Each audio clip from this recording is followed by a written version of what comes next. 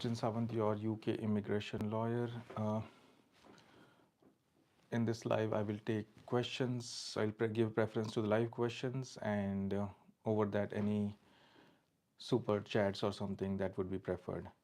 Thank you very much for our early supporter, Muhammad Rehan Anjum. Thank you for your support, for becoming a member, I think. Yes. I will take the questions on the channel and answer them. I'll be taking random questions. There are, I think, hundreds of comments. So maybe I'll do some random numbering or random sorting and select some random questions. Subscriber count, let's go.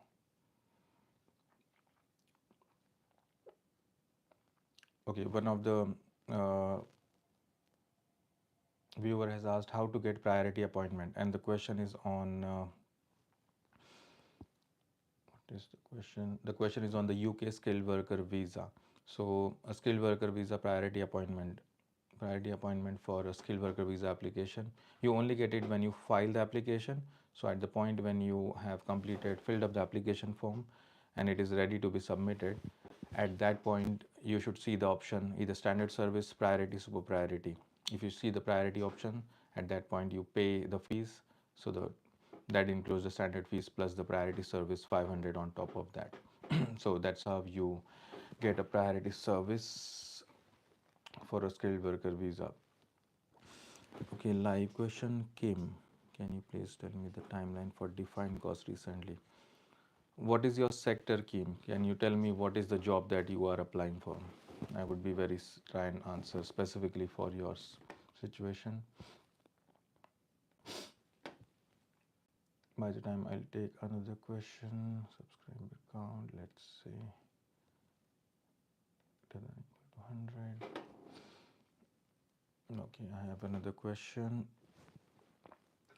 from home cooking on my sister's spouse visa is having ECR stamp on his spouse has ECR stamp on his passport. Can he apply for dependent skilled visa? Okay, the question is about ECR stamp in the UK. I think that's for immigration check clearance. That has already been made redundant from India. I cannot advise on Indian immigration rules, but I know that I also had an Indian passport before. So ECR is a stamp that they used to put for blue collar jobs, foreign laborers going to the Middle East, etc., so that there is no abuse of those labor laws, etc., and people are not being duped into being any fraudulent jobs. Usually for the Middle East, it was started in India. That ECR stamp has been completely discontinued. So the question is, your sister's spouse has that ECR stamp. It has become completely irrelevant now. And also for UK visa purposes, you're asking, can he apply for dependent skilled worker visa along with his sister? Yes, he can apply. That ECR is not relevant for UK anyways. It is not relevant now for any country for that matter. Okay, Kim, so your question is about engineering costs.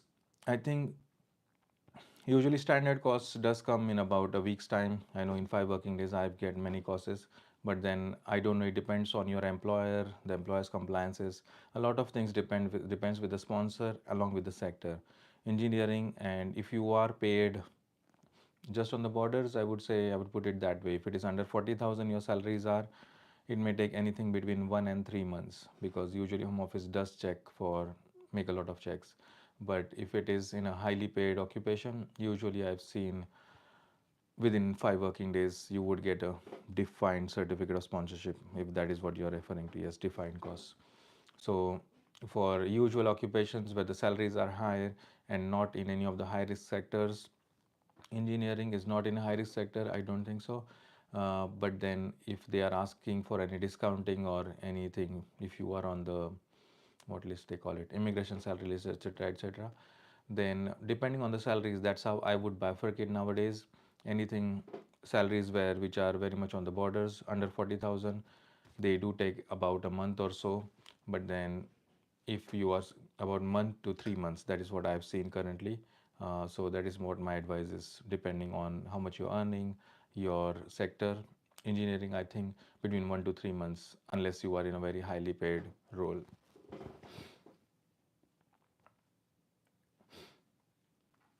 Next question I have is, hello sir, I'm working in a company who is asking for 5,000 just for cause. They said they have to pay for license, pay for sponsor license.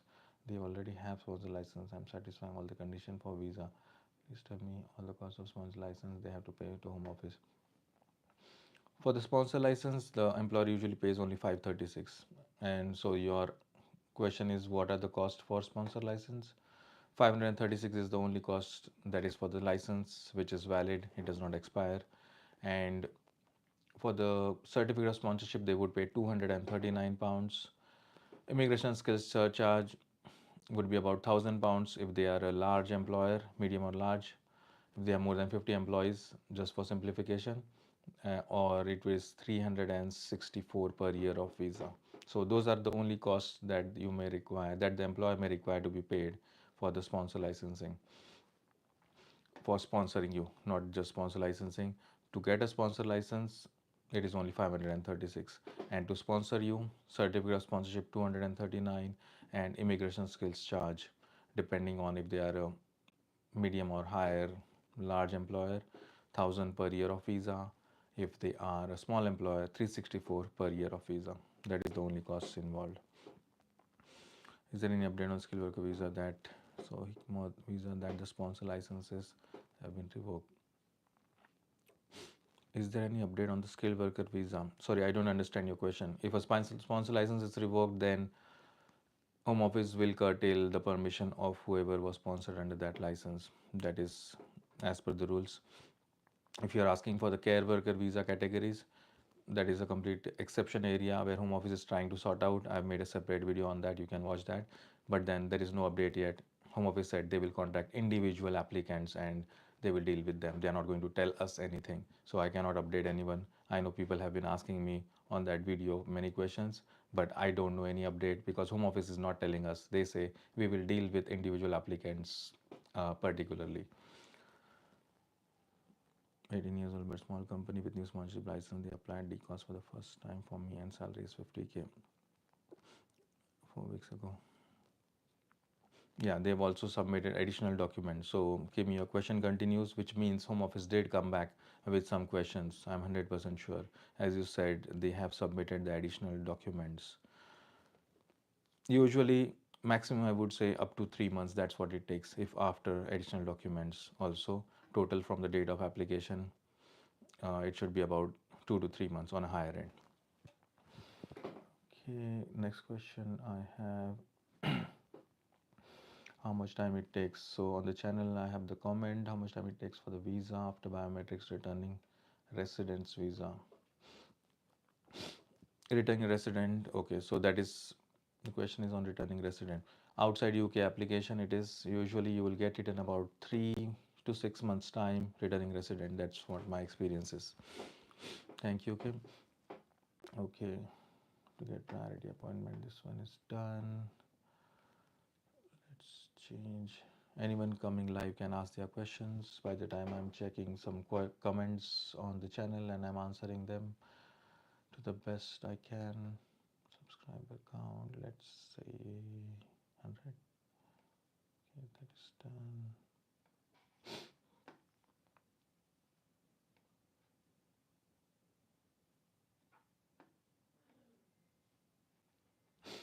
Okay, another question I have. Graduate visa. So from Nina P. My graduate visa application was rejected on 24th July. I didn't receive my refund of IHS yet. I've contacted EQI in every possible manner. I came back to my country. I know what should I do. Yeah, with the refunds and all, sorry, I'm unable to help with that because I know home office does take time. Sometimes things get stuck. You may have to call the UKVI call center and try to deal with them that way. And you are not even in the UK now. So preferably call the help center. I think there is an international help center where you pay some fees, maybe £1 or £2 to talk to them and raise it through them. That may be one of the options, or write to the immigration health charge surcharge refunds team. Usually they are good with issuing refunds, but since 24th July, about 7 plus 4. Yeah, if you have not challenged that decision by an admin review or anything, they should issue a refund within 28 days to worst case 3 months. That's what we have seen. But yeah, follow up with the standard UKVI helpline and let them know. Uh, they should process it usually. Hikmat. Okay, live question, Hikmat, but the skilled worker visa is still valid. Skilled worker visa is still valid. So that is your question regarding your sponsor has lost the license, skilled worker visa is valid. Yes, it depends on your luck. There are different videos that I have made on the channel. You can watch for that. Lost your job, skilled worker visa. That tells you details about what happens with your visa when it is curtailed and all the timelines. But usually, summarily, when they get to it, they will cancel your visa. That's what summarily I can tell you. Till that time, you have a valid leave. You can continue to remain in the UK. Okay. Okay, channel question. I have a quick question. We offer employees 3960 per year. Do they have to do certain hours? For example, can I be? Okay, the question is about that 30,960. It looks like for new entrant salary. You are asking Rock Hard 215. So the question is, can I pay in 3960? That is the new entrant and contract 45 hours? No, you cannot do that. So because that salary is only for 37.5 hours working week, accordingly, the salary will have to be proportionated and increased. So that 30,960 new entrant is only for, that is one of the numbers for the calculation, is for 37.5 hours working week.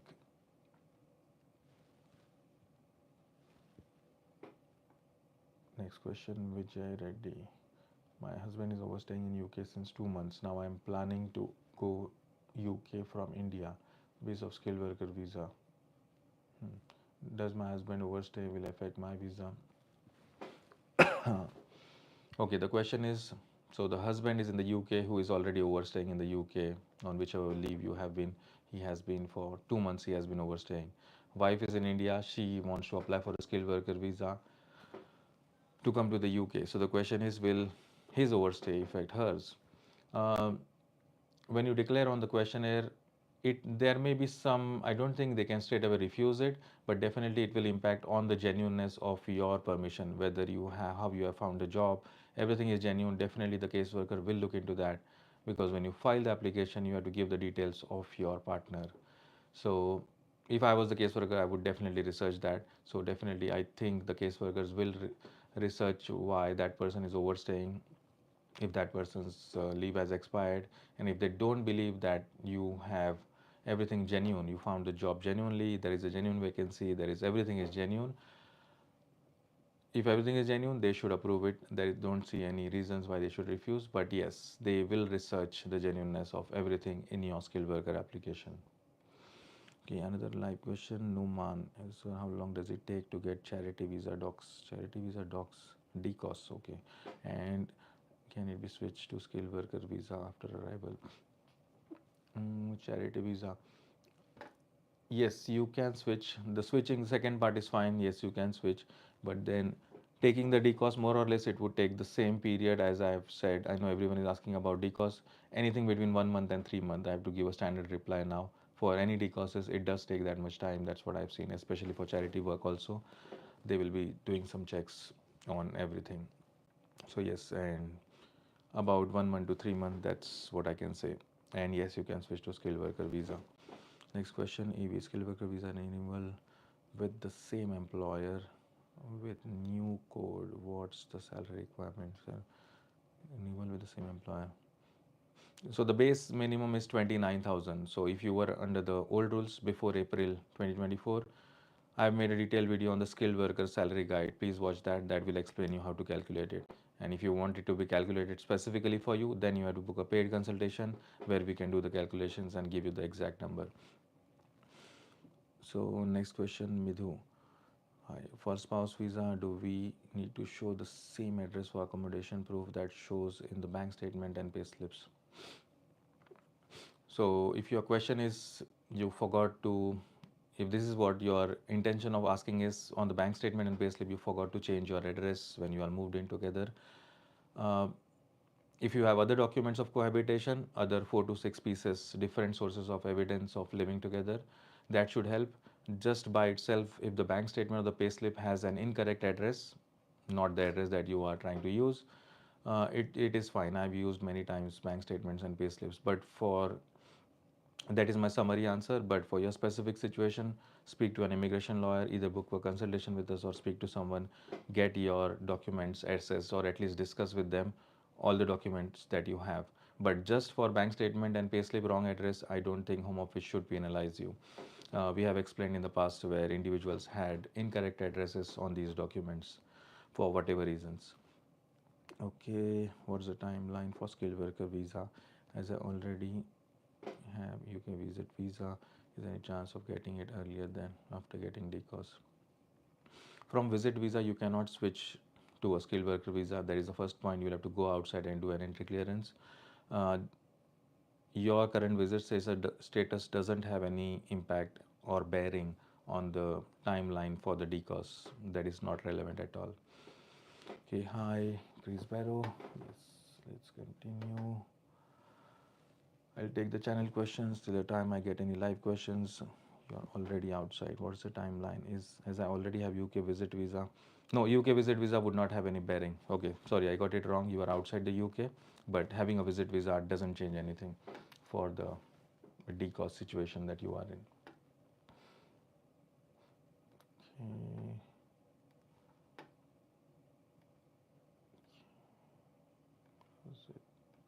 I'm trying to check any questions that I have on the channel. There are many questions. I'm randomly just selecting them, whichever I can pick.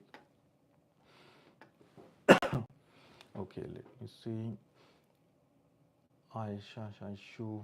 So I'm on a self-employed skilled worker visa. How does maternity leave work for self-employed people? Is it possible to take 6 months off maternity leave, skilled worker visa, self-employed? You may be in some specific professions like dentist or someone. I think so.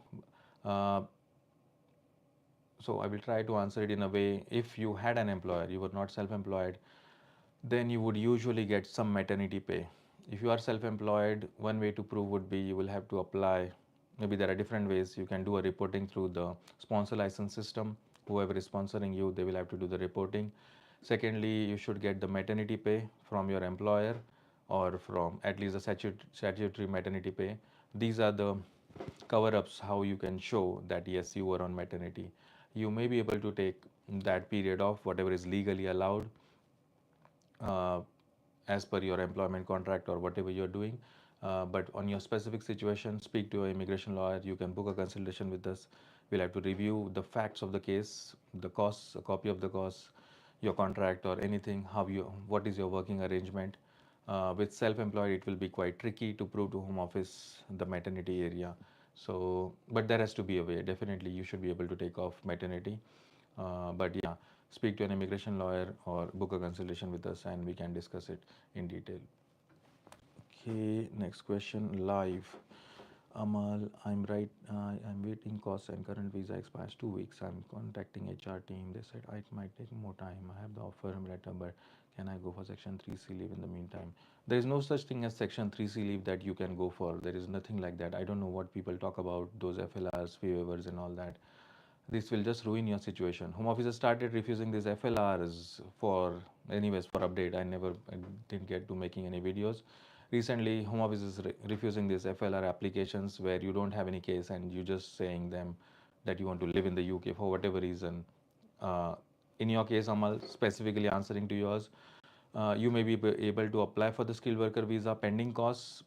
Use do it through a legal representative, because requiring a course is a validity requirement. It can be refused as invalid also. We have done many successful applications where we've filed the skilled worker application, asked the case working team to keep it on hold, and then provided the cost subsequently and continued with the processing of the application and have got it successfully. So speak to an immigration lawyer. Representative should be able to deal with this, but you will have to file, that is my best advice, file a skilled worker pending costs, but I would not advise it doing it yourself. It is a tricky one. So use a legal rep or you can book a consultation with us. Next question, increase. Hello, please, what is the difference between 29,000 and lower salary threshold rate for those who got cost before? Example, chef, 2200, I am changing job and employer. increase by row. If you look at watch my video on skilled worker salary guide, over there I've explained in detail, but just summarily 29,000 is the base that you will have to be paid. And so if your lower threshold is 23,200, I'm just looking at these two numbers, I don't know what the third number is, but looking at these two, you will have to be at least paid 29,000. But then don't quote me on that. For any salary calculations, you have to book a paid consultation. Okay, so look at that salary guide video, and I think I've explained in detail on that one. But just looking at those two, 23,200 and 29,000, you will have to be paid at least 29,000. That's what, yeah. So, Ravi, hello sir, I'm on a dependent visa and my spouse main applicant, visa is ending April 25. We are short by 6 months to complete 5 years on tier 2 general visa. Can we apply for visa for 6 months? No, you cannot apply just a random visa for anything. Your skilled worker visa will have to be extended or get a new employer and sponsorship and apply for the skilled worker visa, because you wouldn't even get 5 years on tier 2. Even if you extend it anyway, you cannot apply for ILR, because when you apply for ILR after completing 5 years, your latest leave should be on skilled worker. Your latest employer should give a letter confirming that they need you for that employment in question for the foreseeable future. Those are the terms they have to use. And you have to meet the salary requirements, whatever they are. Increased by no, it's not in the previous videos. Yeah, for salary calculations, my summary answer is please book a consultation with us. I cannot do, it's too much risky, and yeah, we also have our indemnity insurance and license at, so it cannot be answered in lives. So thank you, Amal. We had a baby boy recently. So what duration PBS dependent visa should we apply for? Your baby will only get the visa maximum till the end date of the main applicant's visa when it is ending. So that is the last date maximum the baby can also get the leave. Nagalakshmi, I'm on PSW visa and my visa expires in 4 months. I'm looking to switch my visa. May I know what is the best visa to switch to? Skilled worker visa is the best visa to switch to. You need to find an employer and switch. Okay, Preeti Mahi. Hi, how much is ILR cash saving requirement for cash saving only spouse visa ILR? Spouse visa ILR, cash saving only. You are applying for ILR. You are definitely on the old rules because you are applying for ILR now. It should be 34,600. So the way you calculate is 18,000 plus 16, 18,600 plus 16,000, 88 plus 614, 34,600. Financial requirement for savings if you are applying for ILR under the old rules, where 18,600 was the financial requirement. So it will be 34,600 for you, held at least for 6 months. Okay, next question on the channel. How to get off immigration? Okay, let us do this one. Random questions. Let's check. Okay, thank you, Preeti. Okay, someone has asked on the UK visa guidance, where can I legalize my UK invitation letter? So I think the invitation letter that you are referring to is on the visitor visas. To the best of, I'll take the live question. Uh, so just to clarify this, I think I have made some videos some time back. For a visitor visa in the UK, you don't need any invitation. I know that Spain requires it, Europe requires it, some other countries require it. UK doesn't require any standardized or legalized invitation letter. A standard letter from the sponsor, let's say you have a family member, whoever it is, your daughter, child, or whatever that is, or brother, sister who is living in the UK, they can give a letter, give their finances, payslips, bank statements, and prove it, and give a copy of their identification document, passport or anything, driving license, anything like that. But there is no requirement for legalizing that invitation letter. It can be written in the first person saying, dear sirs, I confirm the following facts. My brother, sister, whoever is coming to visit me, they will stay with me. I think there is also a visitor. I remember there are some videos I have made, and on the channel there should be a draft invitation letter or something like that. It is on the website. So Ravi, you're clarifying, no, I'm not moving from PBS dependent to main. I'll be applying for extension of dependent visa, but want to know what duration should I select while applying visa. Is it 2 years minimum? You will have to pay, I think it is 3 years minimum. If you are applying for the dependent leave and your main applicant has, when is the main applicant's leave ending?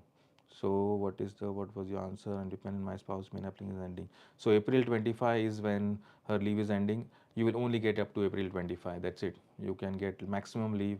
The baby and you, whoever dependents are applying, they can get maximum leave till the last date of the permission of the main applicant, not beyond that. April 2025 in your case. Bobakar, sir, I am an overstayer for 3 years, but I have genuine relationship with British child, 5 months old, relationship with the mother, and he asked to apply. You have a genuine relationship with the British child. Yeah, if the mother should be able to support your application, giving a statement or affidavit. We have a standard format. You should find it on the website also. If you look for parent visa, under that you can download that affidavit, which is there are two affidavits: parents in a relationship, parents not in a relationship. So not in a relationship should apply to you. All that confirmation has to be given by the mother, who is a British citizen, I'm assuming, because the child is British. That may be through the mother. You will need to get some letter from maybe an, I know if the child is very young, 5 months old. Usually we use nursery letters or school. I don't think the child will be going to school, but 5 months old, maybe home office does require a third party letter. I've always seen that many times. We filed it and they always come back. We want some confirmation. Yeah. And they want that either from a GP, health visitor, someone. So if you have been involved in the life of the child, usually speak to the health visitor. And if you have been involved with them and the GP, the health visitor is aware of this, they may give a letter in support of that. So yeah, we've done some in the past with the health visitors letter. I think with a 5-month-old child, that is the best that you can get, unless you put the child in a nursery and then also get a letter from the nursery confirming that you are involved in the life of the child, picking up, dropping of the child, something like that. Uh, so you will need that confirmation. Yes, you can apply, but home office always awaits for a third party confirmation, usually a nursery or a health visitor in your case, since the child is just 5 months old. Yes, it is possible. Yeah, we've done many cases like this. I remember that. But that third party confirmation you need to prepare first, yeah, and then be ready for that. And the parent should also be supporting the application. We'll need an affidavit from the parent. There is a standard format where they confirm that you are involved in the life of the child. However you are involved, you're giving money, you're meeting them weekly, whatever that is, doesn't matter. It is a mutual agreement between you and the other parent. And yes, it is possible. So for detailed advice, book a consultation, yeah, and speak to an immigration lawyer, book it with us, yeah. Okay, on AV, on skilled worker visa from past 2 years, but with same employer, worked earlier as ICT dependent for 3 years. Skilled worker visa, ICT is not relevant. Okay, from when before skilled worker can I qualify ILR after completing 5 years with this combined state? You cannot combine ICT with skilled worker. You have to complete 5 years of pure skilled worker for indefinite leave to remain. Okay, let's take some questions on the channel.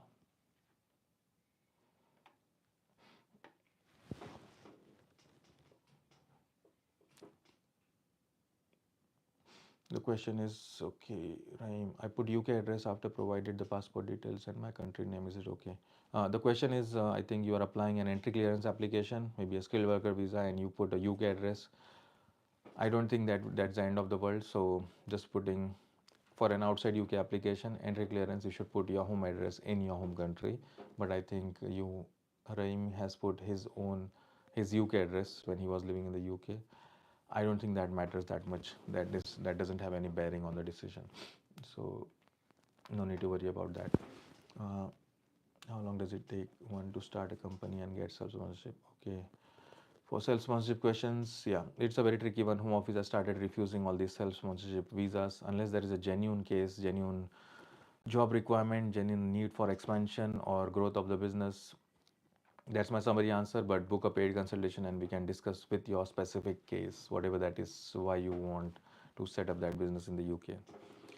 Okay, Silva, what are methods can use to speed up the correction of skilled worker dependent visa validity period? It's not aligned with. Yeah, I think Silva, you asked in last live also and previous time at times. Uh, I know you have filed an admin review to get the dependent's permission corrected, but that is the only way that you can do it.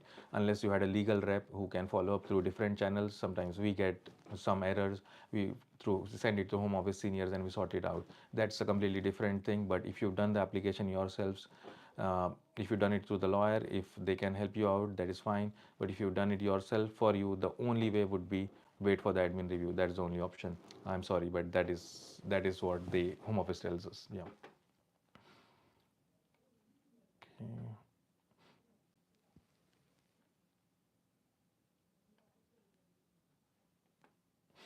I applied extension visa. After 2 days, my visa expired. My UN appeared delayed, but I submit skilled worker as soon as possible. I did not receive any email from home. Okay, I think the question from Michelle is that he submitted the application 2 days before the expiry of her current permission, but something has happened. My UN appeared delayed, something, some system issue. I am assuming that I did not receive any email. So as soon as you submit the application, you always receive an email that the payment has been made and the application is submitted. If that is not the case, I don't know why that is not the case. I've never seen that before. If your payment is gone from your bank account, the email definitely comes saying, with at least a receipt saying this payment is received by home office. If you at least have that, then your application is submitted. If not, maybe you should speak to the home office helpline and speak to them about whatever system issues you faced. And I don't know if you have a UAN or not, but I did not receive any email from home office that they received my application. Home office doesn't send you emails saying that they received the application. It's just that payment received is enough evidence. So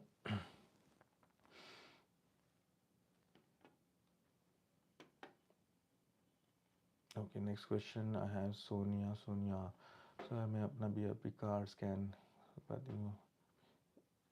Okay. Okay, it is in Hindi. I'm trying to translate it.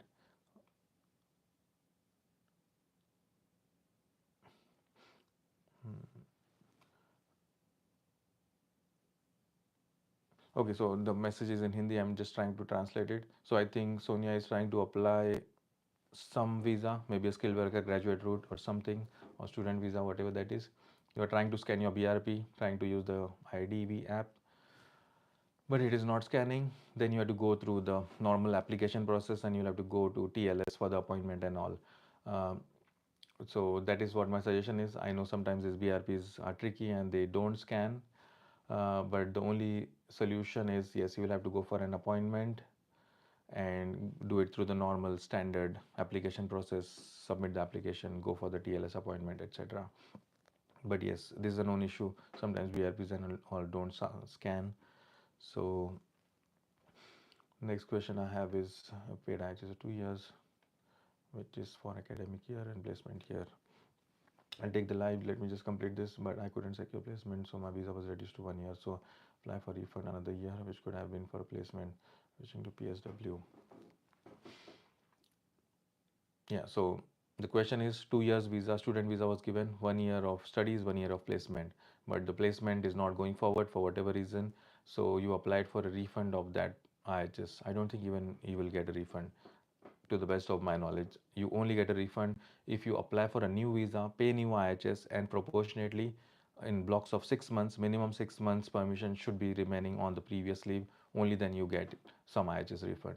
In your case, you applied for it, that is not relevant, and now I'm switching to PSW. Yeah, you can switch to PSW now and pay the new IHS for the PSW. If there is any period of leave remaining on your previous student visa that was for 6 months or more, then you will get the refund of that period. So that is about IHS refunds. You asking for an IHS refund doesn't change anything. You can apply for the PSW as normal. They will just ignore that, and anyways they're not going to give you a refund just because you didn't have a placement here. So next question, live Negi blogs. What is new entrant, sir? Is it new salary is also applicable for who did masters from the UK and doing PSW? So new entrant visa is for someone who is new in the industry. That is the logic behind it. Summarily, there are many videos I've explained new entrant. but then you can be given a reduced salary, at least 3960. The salary calculations are in that salary calculation guide. There is another video that I have made. So it is salary is also applicable for who did masters. Yes, if you've done masters, you're on student visa and you're switching to a skilled worker visa, you can apply for a new entrant salary for up to 4 years of skilled worker visa. And if you are switching from PSW graduate route to a skilled worker visa, you can get the new entrant salary up to 2 years of visa after the graduate route. So that is summary. It's slightly reduced salary, but details in other videos about skilled worker salary calculations.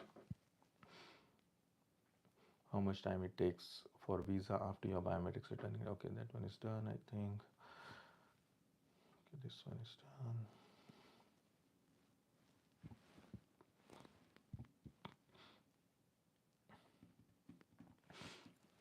Okay, no live questions. I'll take the question on the channel.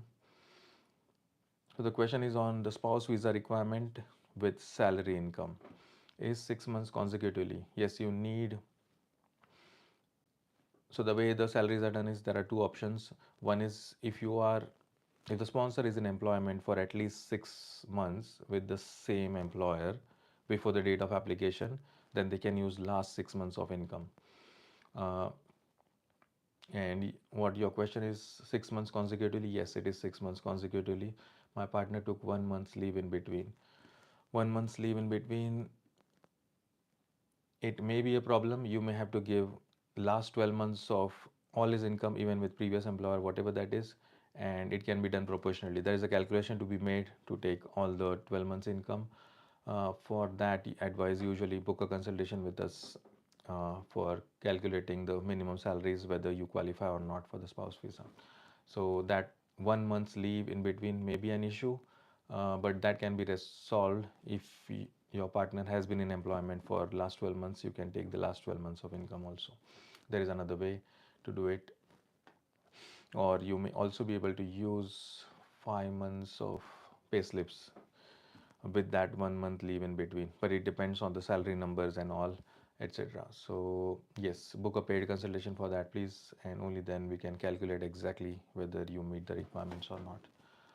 Next question I have on the channel is, can I apply for FLR HRO now to extend my stay? Then I can go for tier 2. Is it possible FLR HRO to be accepted? Okay, I think it is about tier 2 overstay and all.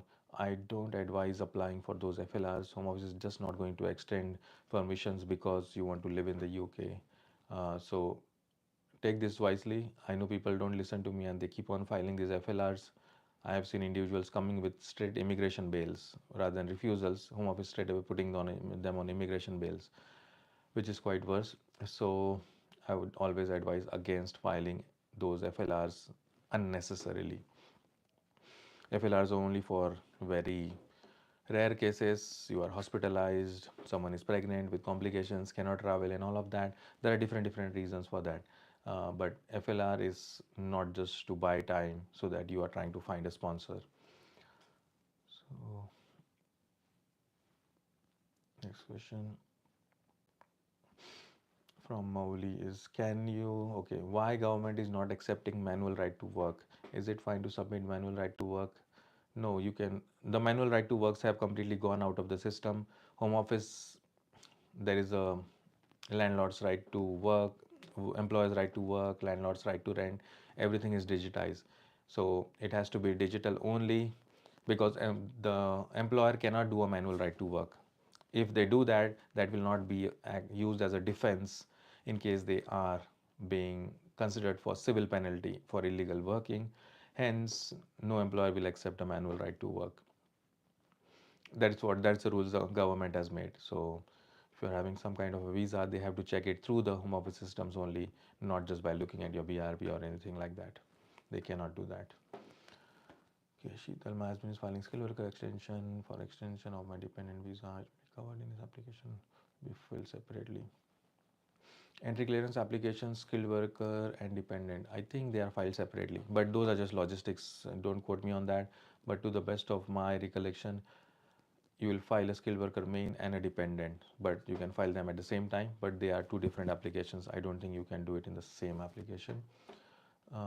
Then some of our friends who have done extension recently, they got add applicant option, which we are not getting. That's fine. If you don't get the add applicant option, prepare a PBS dependent application separately. That is perfectly all right. And I just search at payment page. It is only showing my partner's name and amount, not my name. So yeah, you will have to prepare a skilled worker application for the main applicant, that's your husband, and a separate application PBS dependent partner for yourself. Pay the fees separately for both of your IHS and visa fees. It doesn't matter, that is just how the procedures are. Home office keeps on changing those things, but I think you need to prepare two different separate applications. Okay.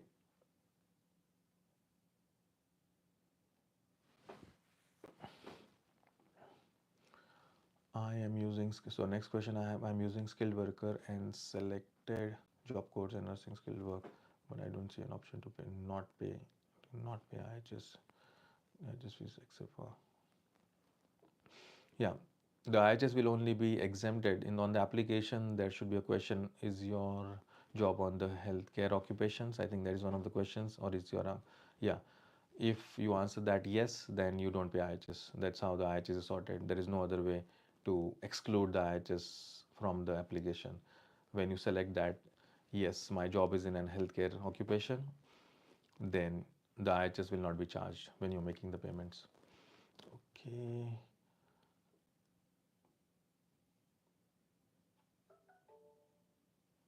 Next question. Okay, two of them have asked the same question.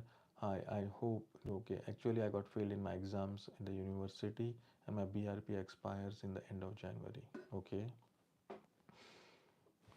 I have a valid sponsor, also LTS for general training. General training. Can I switch to skilled worker visa because the end date of my CAS has been passed? End date of my CAS has been passed. Okay, the question is about a student failing their course. So I think two of them have asked this question. Any answer is the same situation. Okay, two of them want this answer, so I will answer this exhaustively. You don't have to complete the student course successfully. You don't have to pass it. So I think Rabia has failed it, and I think Siddhant, you also failed it. Got failed in exams, and you still have valid permission till January. If you get a sponsor, yes, you can apply because your course completion date has ended. Uh, and you have not successfully completed it, but then you have completed it. That is what the point is for students switching to skilled worker. So from the information you have given, yes, you can switch to the skilled worker visa even if you failed your course of study. So both of you, Siddhant and Rabia, can switch to skilled worker visas if you have an employer who is sponsoring you. Okay, next. My company lost sponsor license. Okay, next question. My company has lost its sponsorship. You can give me email that says this day decision was made to revoke sponsorship. And it says your existing permission remains valid until another office department writes to you confirm, shorten or cancel.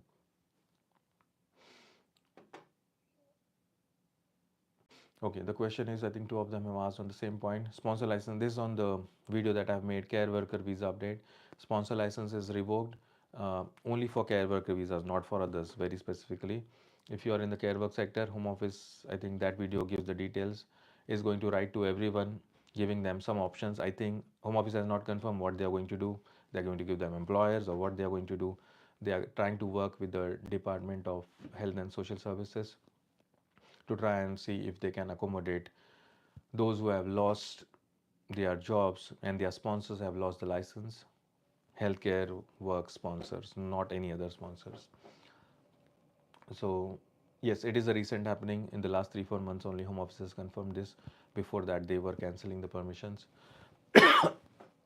So you are asking the question, yes, that is what has happened in Anim's case. Home Office has written saying that another department, your existing permission remains valid until another Home Office department writes to you to confirm it has been shortened or cancelled. So I think care workers are getting this email saying sponsor license has been revoked, but we will write to you, something like that. And I think that is what this viewer has also informed.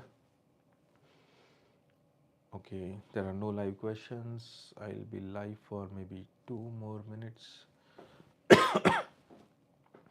I'll take some questions on the channel. I'm on spouse visa 2.5 years. My wife is British. Now, yeah, if your relationship has broken down, 2.5 years with your British wife, if you have any child who is also British and you are involved in the life of the child, you may be able to qualify for a parent visa. Other than that, if you have any sponsorship for skilled worker visa, you can consider that. Those are the usual options that you may consider. Other than that, you may have to leave the UK by default if your relationship has broken down. If you have a child involved in whose life you are involved and the child is British citizen or stayed in the UK for at least 7 years and born in the UK, then you may be able to get a parent visa. That is one thing. Speak to immigration lawyers and get the advice. You can book a consultation with us and see what your options are. Okay, no more live questions and questions answered. Thank you everyone, whoever has joined. I will do this live once in a week preferably. And to subscribe to our channel if you like this video, to like, give a thumbs up, and thank you for joining this live.